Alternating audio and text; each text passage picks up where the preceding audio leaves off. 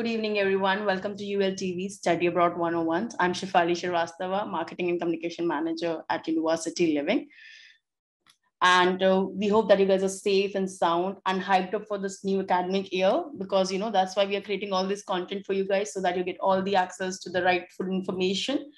Today, we'll be talking about study abroad for different countries. We'll be covering UK, Australia, USA, and Canada. And for that, we have lovely panelists to the speaker with us, Kriti Shroff. Shroff with us who's the co-founder at Careers with Kriti, an educationist, consultant, and trainer with experience of about 15 years in the field of training and education, career and job and assistance. Welcome, Kriti. How are you? Thank you, Shefali. Thanks for inviting me to this platform. And it's a true delight every time I get to speak to students and parents. Most happy to share my inputs. Great. So I think without taking this all further ado, let's start into it. And I have one question with you from Kriti, and I believe everybody would like to understand. I know many will go on Google and search about Careers with Kriti, but it would be great if you can share some information that how Careers with Kriti helps students and how you guys come into study abroad ecosystem. Absolutely. Thank you. So Careers with Kriti was founded by me in the year 2014, and it's been a long journey since then. And we started up with the whole objective of guiding students with respect to various career opportunities that they have today. So we do a complete psychometric aptitude assessment for students, understand the value system, understand their skill sets, passion, and try to help them understand as to what kind of career choices should they be making. Because I feel that's the most important piece of the puzzle, when you need to first understand what will you study after school, because till school, you don't have to make a lot of big decisions. I feel the biggest decision comes in when you suddenly pass your class 10th and then you have to decide which kind of subjects you should be taking in grade 11th and 12th and what will these subjects yield to. So that's where we started working on back in 2014. And the next culmination of efforts were definitely that where should you take admission to, and should you be studying in India, vis-a-vis should you be studying abroad. So at Careers with Kriti, we help students seek admissions at almost each and every location across the globe. We've had helped students study in India, US, Canada, Australia, Singapore, UK, Europe, Dubai, anything and everything. So I think today our students are placed almost in each and every continent of the world. Right. Now, world is a very small place, to be honest, and especially in respect to the education. We all know that different country is actually education up for different kind of subject and courses. And you rightly mentioned that it is very important, and post 12th only, it's really important to figure out what you want to pursue, what correct course you would like to take. Now, with study abroad in picture, along with course, I believe it's also very important that which country you should go, because not necessarily that if you want to pursue arts, maybe Singapore or Australia is not the right country for it. I'm not saying that they don't have good universities. It's just that there are some much better universities, and based on your course selection, your country selection may vary. So how one selects a country, like which country to go if I want to study abroad?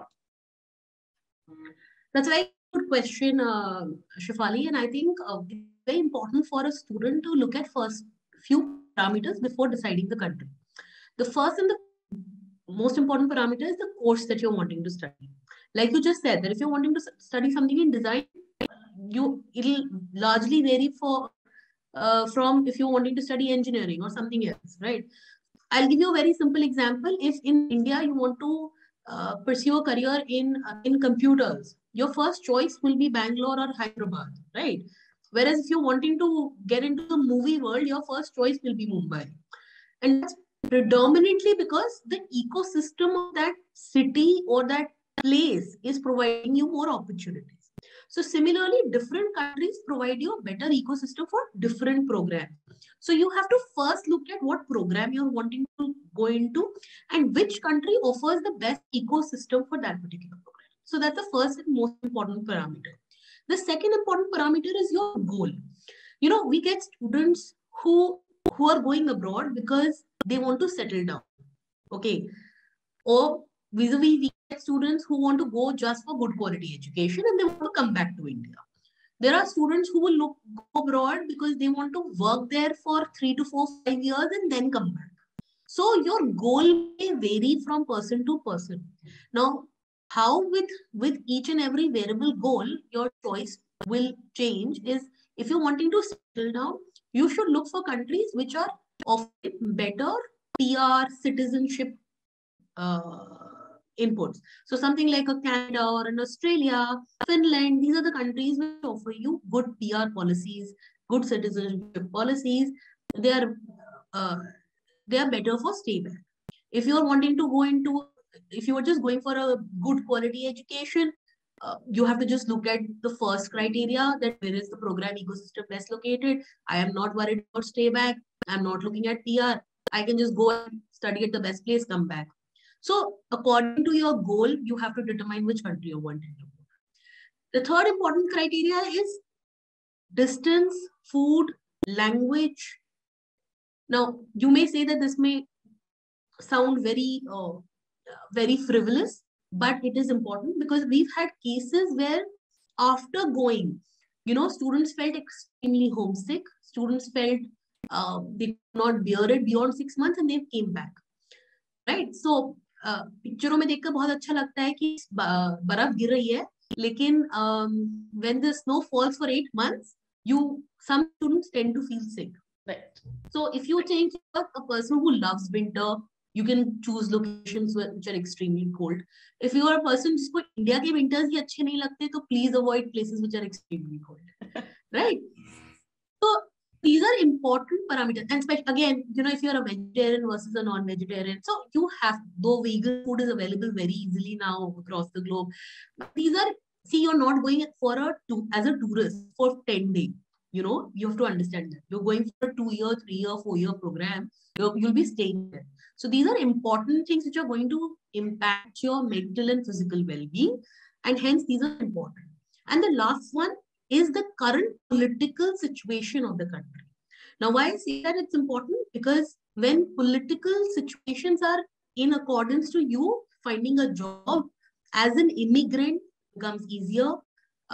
If they are adverse to you, finding a job or staying back becomes more difficult. So, for example, right now, Hong Kong, even in the pre-pandemic situation, was politically very unstable. Most of the kids kept coming, going, could not lead a stable life. US, while Mr. Donald Trump was there, most of the Indian students, despite however good university they were in, were not able to find jobs. So you have to look at the political insight of the country and then make that decision. So I think these are the 4 most important criteria when it comes to shortlisting countries of preference. Well said. Well said. You have now we have already shortlisted the country, for example. Of course, before country, we should shortlist. You mentioned the programs part. How one should, for example, I want to go for mass communication, but maybe, or I want to become a doctor, but maybe my grades are not. How one should pursue that? How to, select the correct course, and with respect to the passion as well. So I always tell students that this is the first part of finding the piece of the puzzle. Again, मैं बहुत सीधी simple बात करती हूँ. So I will give you a simple example. If you want to go out today, I want to go out in the evening. I will not first sit in the car and then say, अब चलो कहीं भी चलते. I will never do that, right? I will first decide where I have to go. What do I want to do?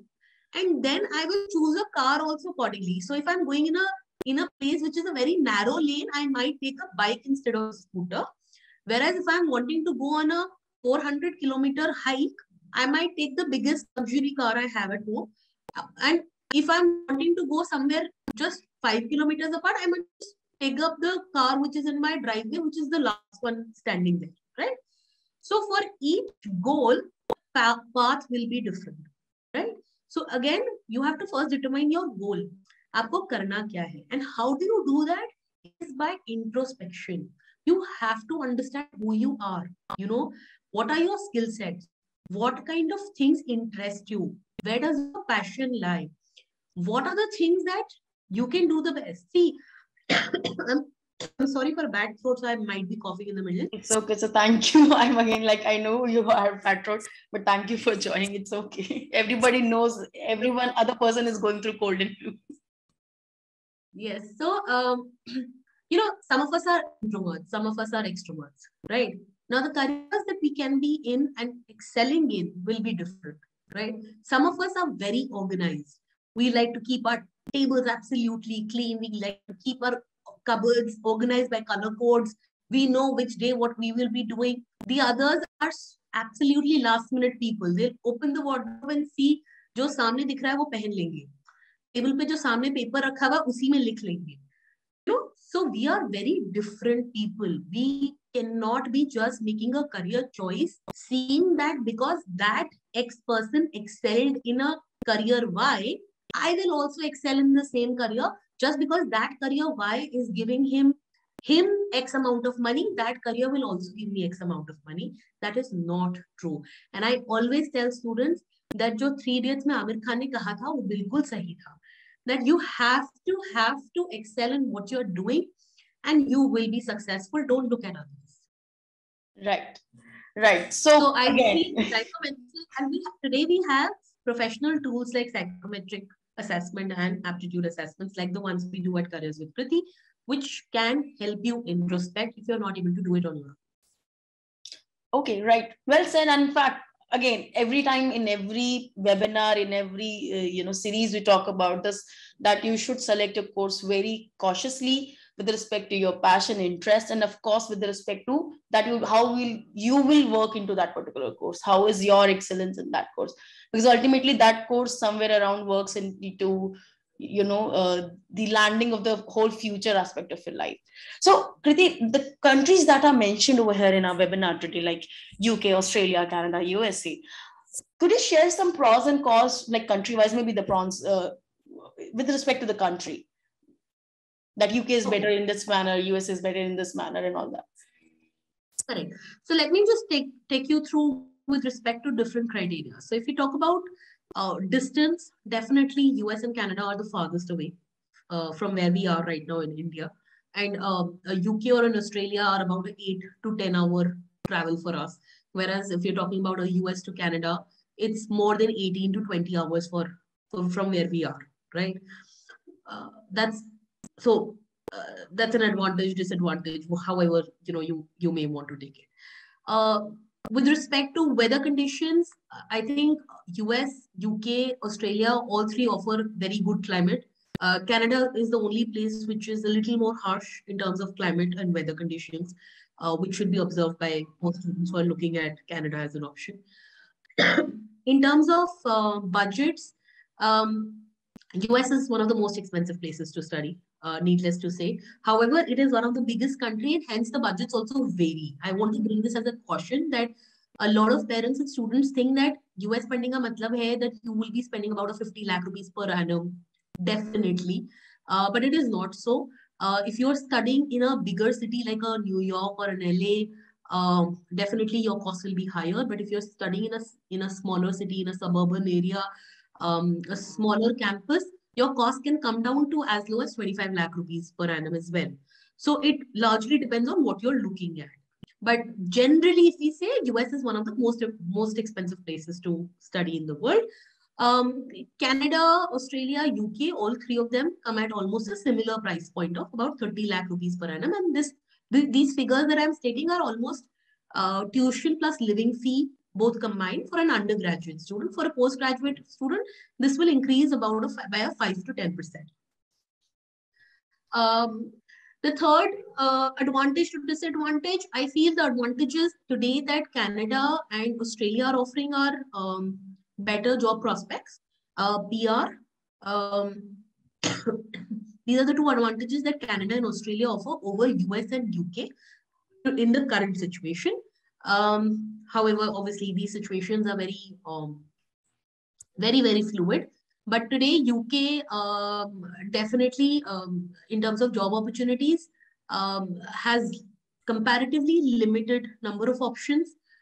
So if you're going for a business management kind of a program, they have options. If you're going for a design, they have innumerous options. But if you're going into something like a STEM education, I feel Canada and Australia are much better places to go into. US is recovering post, I like to say, Mr. Trump trauma. US could not see a lot of jobs while Mr. Trump was there. Mr. Biden is yet to come out with a lot of his policies. He's moving very slow. I think there's a lot of wait and watch happening there. Also, because this is also a pandemic era, so obviously any country tries to protect the rights of the citizens much ahead of the rights of the immigrants. But it's recovering. We're seeing jobs coming back to US. So from a job perspective, that's how these countries look like. From safety point of view, I think all four countries are very good. There is a misnomer that Australia is extremely racial. That's only what we see in the news. That's one of cases that happen. It's not how we see that Australia is having a lot of racial discrimination. Most Indian families feel that agar hamara bachcha Australia jayega to pit ke hi aayega. But that's not how it is.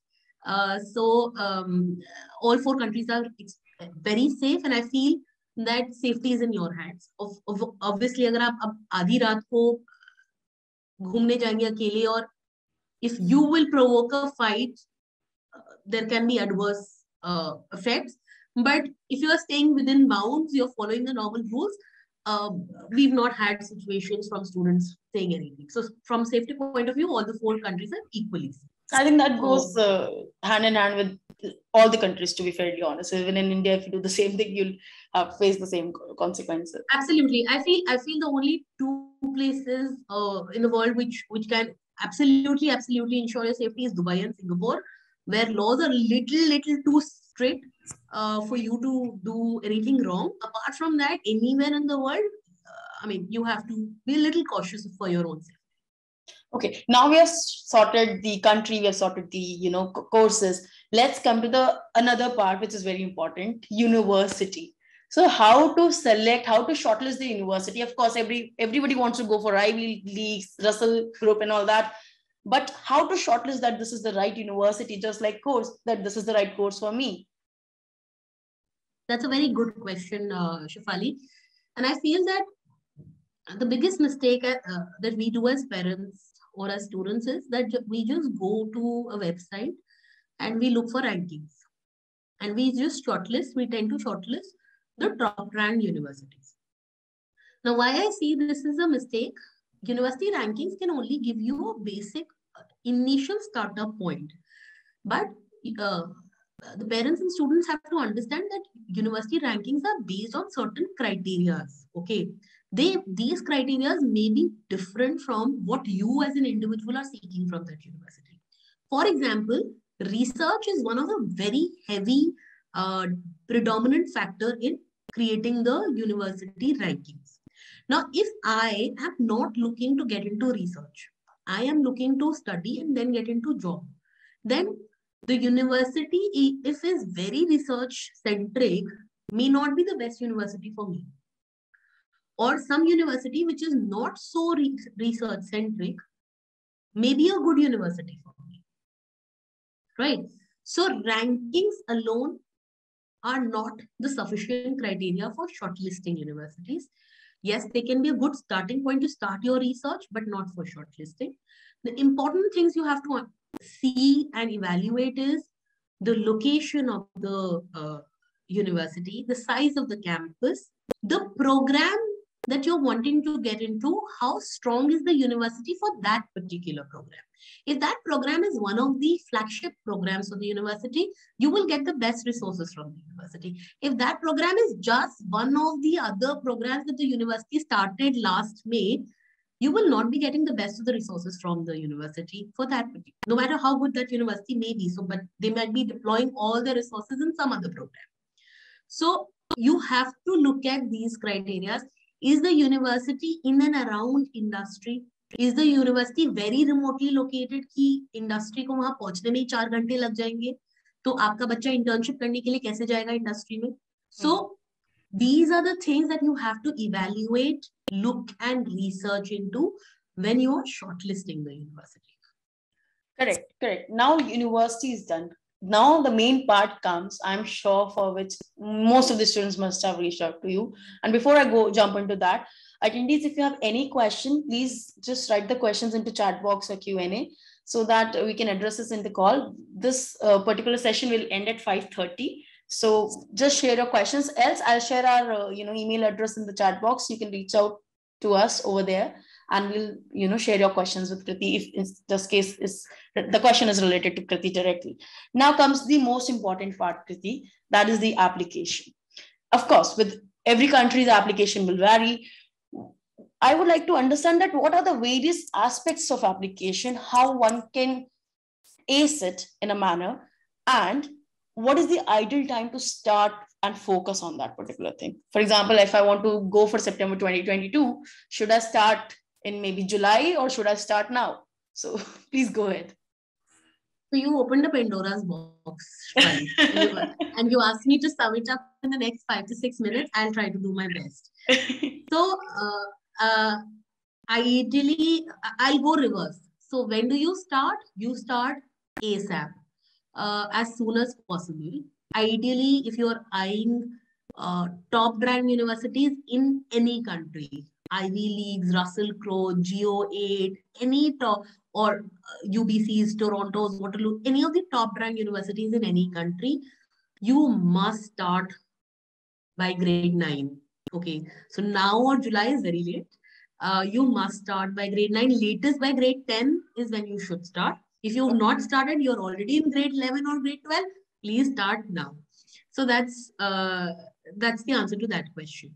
The second thing is, what are the important aspects of application? So now for that, again, each country has a very different way of looking at applicants. Okay. Now, for example, in India, we are very marks driven. Okay. Entrance examination, though, entrance exam में जो score आएगा, उसके accordingly आपका selection हो जाएगा. US is on one end of the spectrum where it's a very holistic application.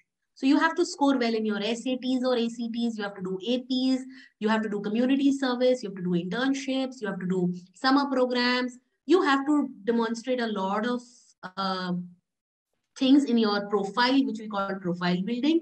And if they like you as the complete whole package, then they select you. Even if we've had students with great SAT scores and get rejected because their resume was blank. On the other hand, we've had students with great resume, very poor SAT scores, they got rejected. So it has to be a very complete package for US, at least for the top ranked universities. Canada is a little shift from there, where they want you to have this whole package of filling up and doing many things, but they would concentrate much more on academics. So even if you've not done as many things as US may want to see you, you've done 2 things, 3 things, you've done that well, and you scored great on your in your 10th, 11th, 12th, you've done good SATs, they're ready to take you. Okay. UK is slighter shift from Canada, where they would want to see your, they don't want to see your SATs. They're good to see just your board examinations. You've done well. You've submitted good recommendations. You've written a very good SOP. They're happy to take you. So 1-2 good things there. And UK and Australia are comparatively the simpler of the lot to get in. Australia and UK, because Australia was a colony of UK, has adopted a lot of education system from UK, and hence both have a very similar ideology. 1-2 good things on your resume, which stand out, good marks in class 11, 12, you're good to go ahead to some of the universities in Australia and UK. I hope that answers your question. I tried my best to stay as brief as possible. I know, and I'm really sorry for that. But it is actually a Pandora box, and we'll definitely do another complete dedicated session if required. Now, because we are also running short on time, we have one question over here that's related to the UK scholarships, I believe. Yeah, scholarship chances. So if you would like to address. Correct. So scholarships in UK are available with most universities. Most universities will offer have a different way of UG scholarships versus a PG scholarship. So I don't know if the student who's asked this question is a postgraduate aspirant or a undergraduate aspirant. I'm sorry for the bad throat once again, but if it's a UG, if you're a UG student, your application quality will determine your scholarship. So most universities will give you an offer, and with the offer, they will mention the kind of scholarship they're wanting to offer you if they're impressed with you.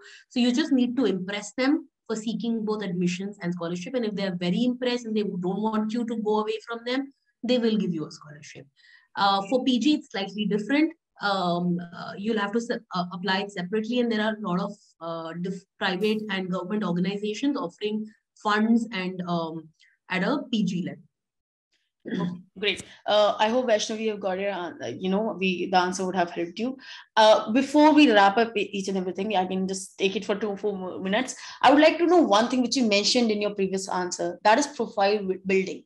So what do you mean by profile building, and how one can, try that if just in case if they are doing something on their own? That's another Pandora's box. So we're going, in fact, I'm really bad. Sorry for that. In fact, I'm very soon doing a session, and it's almost an hour-long session only on profile building. That's why I said that it's a Pandora's box. See, when we say profile building, the biggest mistakes that students make is that they come to us with 50 certificates, all disjoint. Okay. And they think that because they have 50 certificates, the university should be very impressed with them. I tell students that you just get 2 certificates, 3 certificates, but they need to tell a story of who you are, why did you participate in the activities that you participated in, and what can you do with the skill sets that you learned through participation in these activities. If you're able to do that, you've nailed your profile building section. Okay. So the only important thing is that when you're thinking of profile building is an activity which is there to bring out qualities within you. Are you a leader? Are you empathetic? Do you have curiosity? Are you a problem solver? Do you have that perseverance and dedication to take things on a long-term basis? Can you apply your knowledge to solve real world-like problems? If you can demonstrate any or as many of these qualities to the university through the activities that you have done, then that is what the university is looking at. And this is what is profile building. Now you have to first introspect and see what out of these qualities or any other quality which I may have not said, you have in you. And what kind of activities will you do to demonstrate these qualities? That is important. Now, when we ask students, they say, ma'am, we participated in 10 MUNs. Okay. I was learning Kathak, then I left Kathak, and then I went to Trinity School of Music because that sounded very fancy. I learned Trinity School of Music for 1 year and then I dropped it. Now, the university will say that, what did you do out of the 10 MUNs that you participated? Why were they important to you? Why did you invest your 10 hours in that? If you have an answer to justify in your SOP, then you are in. If you cannot justify your 10 hours of work, then I'm sorry, boss, you're lacking something. Right. So, of course, it's a huge topic, and definitely, I promise you guys, we'll definitely come back with discussing all these application and profile building with it. There's one more question in the Q&A, Kriti. Is it too late if we start mid-11 for top universities? I think the person meant in 11th standard or something. Better late than sorry. That's my answer. Right. So it is late, definitely, but it's not like you've missed the bus. Even if you start now, you can catch the bus. And again, depends on which universities, which countries you're looking at. I don't know which. So if you're looking at US, then definitely it's slightly more late. If you're looking at something like a UK or in Australia, you can still catch the bus much faster. But yes, try to buck up your shoes and start working on Rajdhani Express speed. So on that note, I will thank you, Preeti, for joining us. I'll sum it up that it's very important which university you're going, which country you're going, and which course you're taking. All 3 points have an equivalent, value. None of the point is lesser than the other. And yes, the bus is still on the bus stand if you want to catch, or you can become the Shah Rukh Khan of DDLJ and you can just run for it. So just don't miss the bus. If you guys are planning to go abroad, study abroad in any of the countries mentioned or any country across the globe, start preparing, start searching out, reach out to the right people. Let's wrap it up and just do it instead of thinking over it. Don't overthink. Absolutely. Right? Absolutely. Absolutely. I always tell that jab jago tab savera. So start, if you've not started working on it, start now. It's not too late. If you need any kind of guidance, feel free to reach to me or reach out to University Living to connect with me. I'm available on the web. But definitely chase your dreams and run behind. So on this note, let's chase our dreams. And thank you so much, Kriti, for joining us over here. Thank you all the attendees for joining us. I am sure they had a good, insightful session. And in regards to the profile building and application, we'll definitely come back soon. You guys should stay tuned to us on our social media handles. We are coming every Friday at 5 p.m. with all these kind of topics, which are study abroad 101s, so that you guys can excel in studying abroad, everything you need. Thank you, Kriti, again. Thank you so much. Have a good day. Thank you. Take care of your health. Pleasure all mine. Same here. Take care. Bye.